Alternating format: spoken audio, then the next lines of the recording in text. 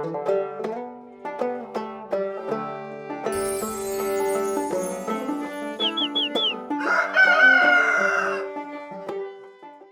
back with Harvey Hubbell Show and Tell, and I'm with Dr. Lucy Paulson. Did I say it right? Lucy Hart Paulson. Lucy Hart Paulson. Well, yeah, Lucy, but I got the Paulson right. So, as you Paulson. know, can you tell, just talking to me, that in 1960, well, I was born in 1959, and so in the early 60s, I mean, I had phonological. I was dyslexic. I still am dyslexic. I was dyslexic, dysgraphic, dyscalculus, but phonological processing disorders. I mean, they were checking out my sight. They were doing all kinds of stuff. They were looking under my hood. They didn't know what was going on. Dick and Jane. Dick and Jane. We had Dick and Jane. We had all of that stuff. So it's amazing. It's amazing that I'm here before you right now, Doc. It is amazing. It's And look at amazing. the persistence that you had in figuring out the written language code, figuring out what you could do and what your talents were and how you could persevere into a career. And we've been on the earth for a lot of decades, haven't we, Harvey? We've been on the earth for a lot of decades, but you don't see my compensating mechanisms as much. I mean, you're not seeing my handwriting. My handwriting, I understand it, and I read all the time. I love to read, but I know I read slower because guys like me get tested a lot and by all the great people who test people. So I'm lucky. I'm a mess. Anyway, so you're a speech language pathologist. I have to talk to you about the hero's journey first.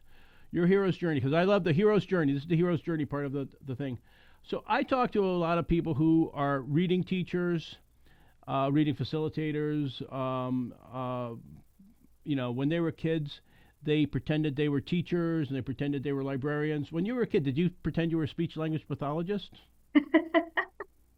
Well, here's where my journey is. My youngest brother, I have a pretty large family, a lot of siblings, and my youngest brother was born with Down syndrome. And it became my job when I was in high school to take him to the very first speech therapist, speech and language pathologist, is newer term, and when he was little.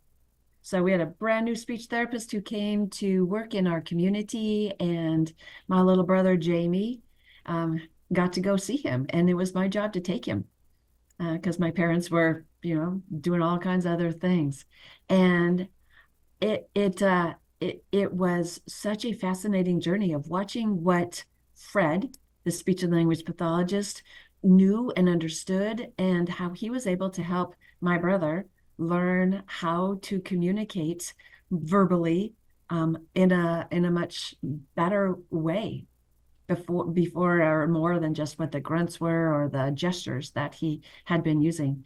And so that was the spark of my journey. This is pretty cool. And so I got to spend a lot of time with Fred after Jamie was moving into some other kinds of areas.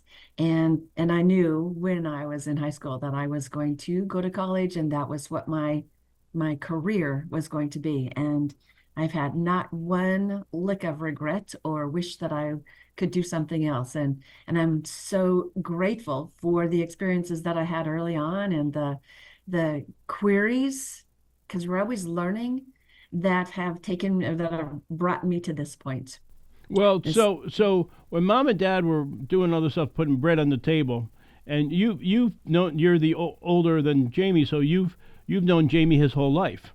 So you've Yes. watched developmentally, you've watched Jamie, and then you go and you meet Fred, the language guy, and so when you go in there, you're actually seeing the differences. So you really do understand from the most home thing about how it affects the family, where it is, how it affects somebody's life. So you're a lifer, Doc. You're a you're a lifer. You didn't just start in college. That doesn't count. And it didn't in high school. It didn't. You were an apprentice, but you were learning from the minute you met Jamie. So Jamie was your first teacher on it, Yes, he has been. so to speak. Yeah.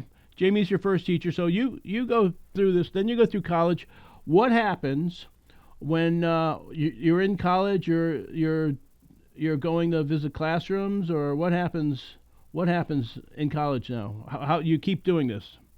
Okay, so I get to learn a lot about what language is, what speech is, what learning is, the psychology of learning. There was a whole important curriculum that we got to experience. And then as part of the program, there is a lot of clinical practice where I got to be guided in working with people across age spans and across different kinds of conditions that impact communication to become competent so that I was able to apply for and have always held my certificate of clinical competence across all of these decades. It's a pretty intense, requires a master's degree at this point. There's conversation about moving to a clinical doctorate. It's a big field, and it's one that also has contributed a lot to the understanding of literacy, because underneath literacy is language. Literacy doesn't happen without language. No, you're right. So do you pass boards? Do you have to go back every now and then to see what the newest stuff is? I don't have to take the big test anymore, but I do have to maintain a number of professional development uh, hours and continuing to learn. Continuing to learn. You're a Mhm. lifelong learner. Mhm. You're a lifelong learner. So yeah. So I got this crazy theory, and I don't, because I can have crazier theories. You have to be kind of more rigid on these things. But so I think the first time people talked, the first time that they made noises, was there. It was a song, and I think it was the cold, I'm wet, I'm hungry" song. And Uh-huh. you're sitting in a swamp, like a hunter gatherer kind of animal person. Okay. I'm cold, I'm wet, I'm hungry. And then everybody's like, "Oh yeah, I love that song." Then I'm happy, I'm fed, I'm good. I'm warm. It's like, I just think that that's how it started. But eventually somebody writes it on the cave wall, and it becomes a language, hieroglyphics. But anyway, that's me. Yeah. That's me. Yeah, you're probably right. There's a lot of rhythm that goes into our language when we're talking. And when we're talking, it is a bit of a melody that we use with the prosodic features, prosody features. And just thinking back on, thinking, processing that, you're probably right. And then what ended up happening is that there were these sounds that you make that are connected to a particular activity or a particular feeling or sensation or need. And then those sounds become labelized and then represent whatever it was that sound or utterance was communicating. And then those utterances become more complex. And when you are in the same group, you use and begin to use the same utterances, and those utterances turn into what we call words. And then the words turn into uh, longer bits of communication, whether it's in a sentence or whether the words become longer because you're putting more components or morphemes or parts onto the Fire, word. fire, hot. Fire, Uh-huh. fire, hot, hmm hot, fire, hot, fire, good, fire, bad. Yeah, yeah. It's Yeah, like, well, yeah, see, we're communicating, Doc. that's right. That's right. We are. And then over the course of time, different cultures will have different ways of saying things, and that's where different languages emerge and grow and develop and become more routinized, where there's a routine or there's a pattern to it, because every language has rules that govern what the speech sound combinations can be, what the word order is going to be, what kind of parts you can put on your words, so that when you speak the same language, you are using the same rule system, and that means you can understand each other. That's beautiful. What else should we know? Okay, so we've kind of talked about the school decision makers. Um, Uh, Maybe you want to talk to the parents. Maybe you want to talk to the teachers, the young teachers who came out of school who've been taught, but they realize, just like you told the school superintendent or the decision makers, how are they doing? Are they Hmm. is the testing is 80% of the kids getting it? Is 90% of the kids getting it? Hmm. Or is 60% of the kids getting it? Or is 40% of the kids getting it? So that's an indicator that maybe we can do something differently, right? I mean, it's the same thing as you Hmm. do that if you're cooking. How did it taste last night? No, not so good. Let's Yeah, fix what it. are we going to do What about are we that? gonna do about that? So what would you tell a teacher or a parent? A parent who notices something wrong, a teacher who notices something wrong. A teacher says, "Hey, man, I just got out of university. I've been trained. Um, it's got to be the kid's fault. Parents like, just don't be lazy. Apply, try harder. So Yeah, try what harder. do you tell these people? Hmm. That's a really big question. And when you have a new teacher and that teacher has tools that aren't designed to follow the course of the sequence that children need to follow in order to learn how to read proficiently in those the earliest grades, the phonics programs, and that teacher was taught in ways that don't understand and don't incorporate phonics very well. Um, that teacher needs to have a whole lot of support in helping he or she learn the foundations of what reading and writing development need to look like and what tools are going to support that. From a family perspective, when you have a family member, a parent who sees their child um, who is not being successful at school, there surely is a whole lot of advocacy that that we can provide. I've provided myself for families who have been in that situation. And but giving families, okay, so here's what a child should be doing at these different age and grade levels expectations. And if your child is not doing that, then we need to let's find the supports that the school is going to be able to provide. And many times that can help, many times it is not, but schools don't have the schools and personnel may not have the background knowledge to know what to do.